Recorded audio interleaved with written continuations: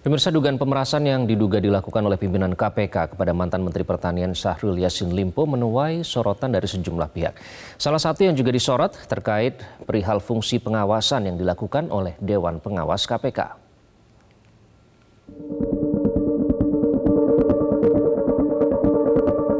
Jadi saya pastikan bahwa kami tidak pernah melakukan hubungan dengan para pihak, apalagi meminta sesuatu atau disebut dengan pemerasan.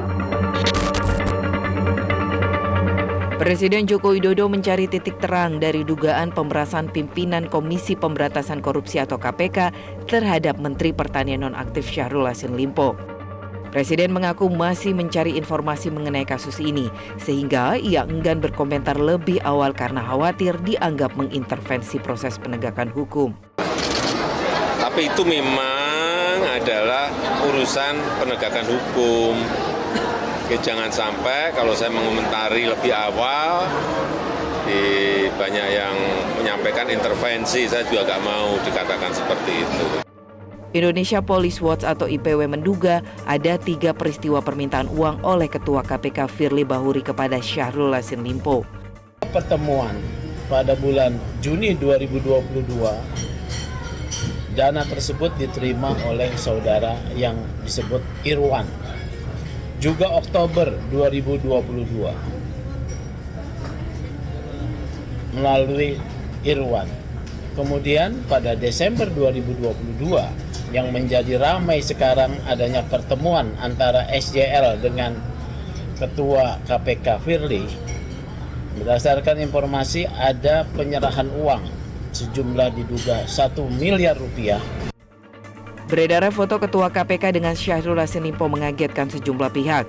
Mantan penyidik KPK Yudi Purnomo mengatakan beredarnya foto tersebut bisa membuat moral penyidik KPK menurun. Ia pun bahkan mempertanyakan fungsi dari Dewan Pengawas KPK.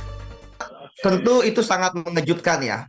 Bukan hanya mengejutkan kita di masyarakat publik ya. Tentu saya memahami bahwa kawan-kawan kita di dalam juga pasti sangat terkejut ya. Apalagi terutama mereka yang menangani kasus ini. Mengapa? Ya karena mereka ya capek-capek gitu kan melakukan konstruksi kasus, melakukan penggeledahan, ya pemeriksaan saksi, penyitaan, yang semuanya itu adalah untuk ya menuntaskan kasus ini sejelas-jelasnya untuk mendapatkan bukti yang kuat dan untuk mencegah adanya dugaan-dugaan terjadi politisasi gitu kan, ataupun juga tebang pilih.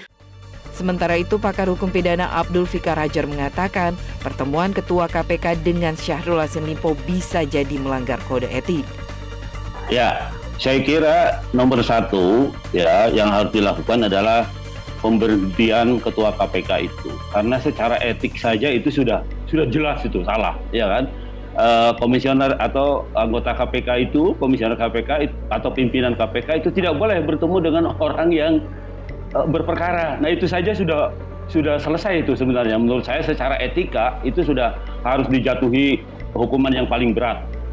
Sebelumnya Polda Metro Jaya menaikkan status kasus dugaan pemerasan dalam penanganan perkara dugaan korupsi di Kementerian Pertanian pada 2021 yang dilakukan pimpinan KPK ke tahap penyidikan. Penaikan status kasus itu dilakukan dalam gelar perkara pada Jumat 6 Oktober 2023. Tim Liputan Metro TV.